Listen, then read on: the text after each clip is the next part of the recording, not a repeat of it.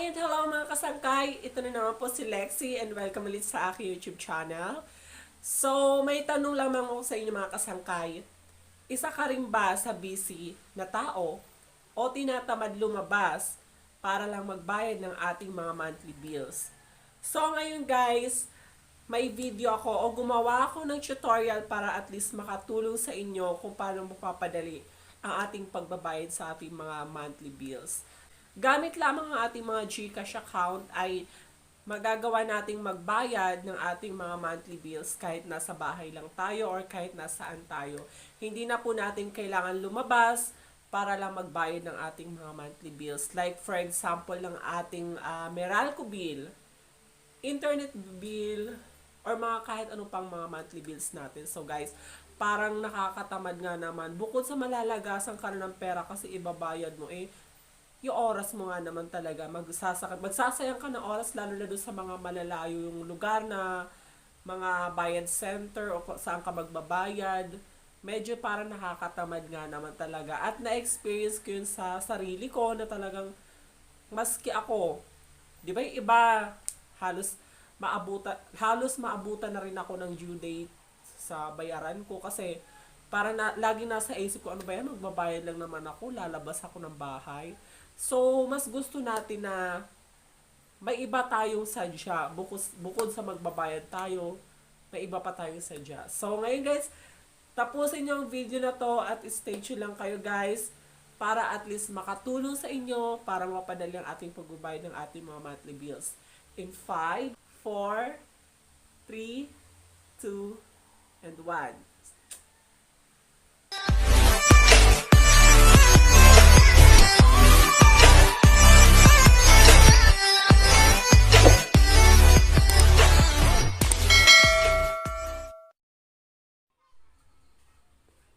Welcome back ulit mga kasangkay. So ngayon nandito tayo ngayon sa screen ng aking cellphone.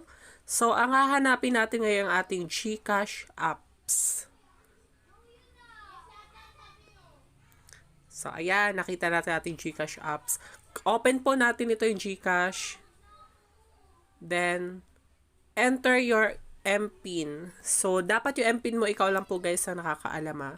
Hindi po natin pwedeng i-share sa kahit sino.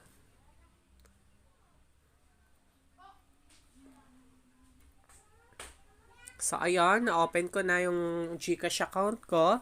So, ngayon, ang gagawin natin is magbabayad tayo ng aking internet bill. So, pay bills tayo, guys. Click po natin yung pay bills. So, ayan, mababasa nyo, meron siyang electric utilities, water utilities. So, hahanapin natin ngayon ang ating internet. Nandito siya, cable and internet. So, open po natin yung internet. So, yan. So, mababasa nyo dito yung mga iba't ibang klase ng cable at internet. So, ngayon, ang sa akin po is Converge ICT. So, open po natin yung Converge ICT. So, yan. Hihingin po ng Converge ICT ang ating account number. Unang-una po ang account number. So, lagay po natin ang ating account number.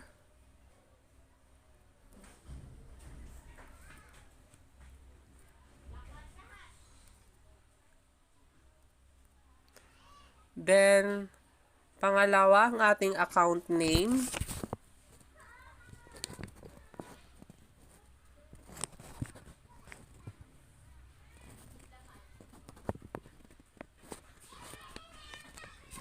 Pangatlo, ang ating ang amount po ng babayaran natin.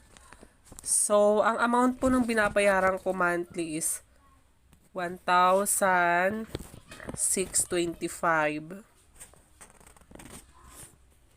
Then, optional po ang email address kung gusto nyo po siyang ilagay.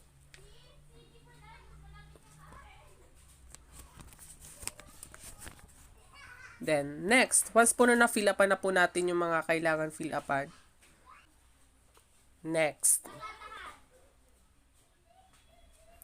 So, ayan, confirmation po ng mga pinaglalagay po nating information natin. So, Confirm po natin kung tama. Just click the confirm.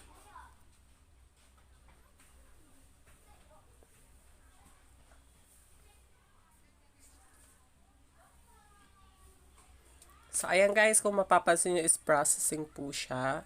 So, wait lang po natin.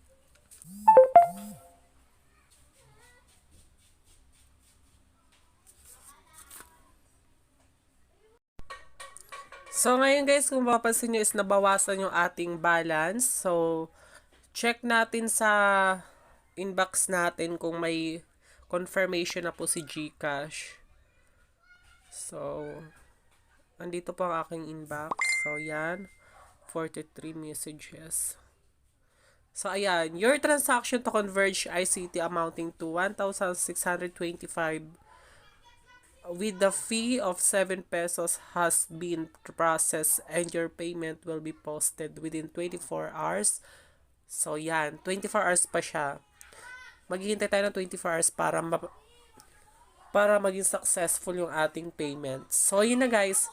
Sana nakatulong ang video na to sa inyo guys. So, kung nakatulong po ang aking video, wag nyo pong kakalimutan i-subscribe ang aking channel. Hit nyo na rin notification bell guys para lagi kayo ma-update sa lahat ng aking mga bagong video. Maraming salamat and have a great day. Bye!